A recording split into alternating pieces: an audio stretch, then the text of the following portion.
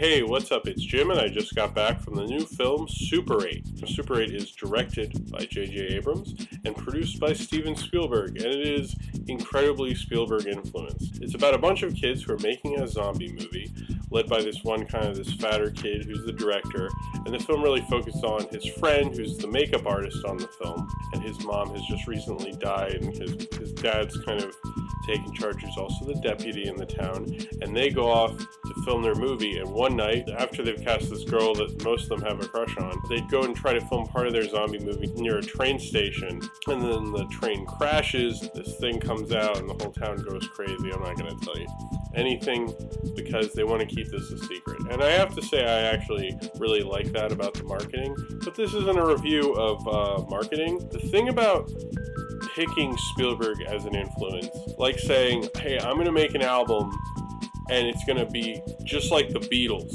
But the problem with doing that is, like, everybody's influenced by the Beatles. And in that same way, like, I've seen so many movies influenced by Spielberg, and so many directors, and so many musical themes influenced by his movies, and so many ideas that came from Spielberg movies. I'm not saying that I like Far From Heaven more because, you know, they chose Douglas Sirk and that's totally more, you know, underground. But in a way that actually kind of works for you, because seeing an influence that you see all the time is kind of like not that interesting. J.J. Abrams is a very good craftsman. When I watch this film, it's very entertaining. I think the same thing about Star Trek and Mission Impossible 3. And they're very exciting, and the camera's always moving. It's very hard to get bored. They're always trying to engage you. J.J. Abrams knows how to, like, pull you in, but he doesn't know what to do with it. He just knows how to get you engaged, but he doesn't know what to do with your attention. Much like Star Trek, I noticed the beginning is so strong, and then the second act is also good, but every time we get to the third act, I feel like things are rushed.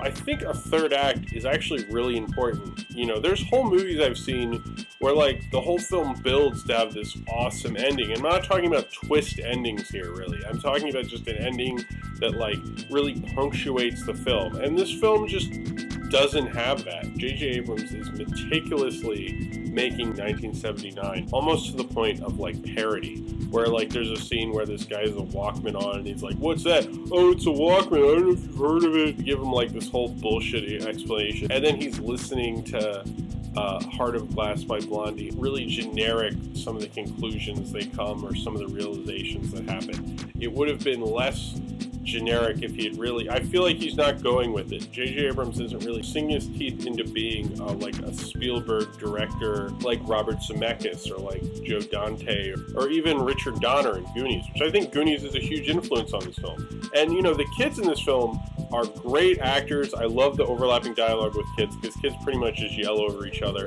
and this film really gets that very well, and I really enjoyed that. And I think the first two acts of this film are really solid. You realize that it didn't really mean as much as you thought it was probably going to, and that's really an empty feeling. When I did see the monster/alien thing, I was kind of like, so that's it? I feel like when we design a monster for a movie now, we make it so overly complicated and complex, and it's just like, I would just like a simple design that looks cool. And I guess the parts that were good were better than anything I've seen modern blockbuster-wise. I don't think 2/3 of a good movie is a good movie. I think this is almost there. I think it's very good, but the ending was far too rushed. The biggest thing is just that it explained too much, because if you watch Duel, I don't know why that guy chased that car, but I was so invested in that story.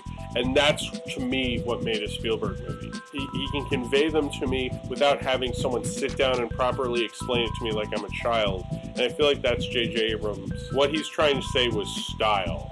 It doesn't really work out because it's style masked as substance, but it's really just style. And style can only take you so far with the films he's trying to make. He really needs to back up that substance to make his awesome style. So if you have seen Super 8 and you would like to talk about it, then comment below, down there in the comments. And subscribe if you would like to.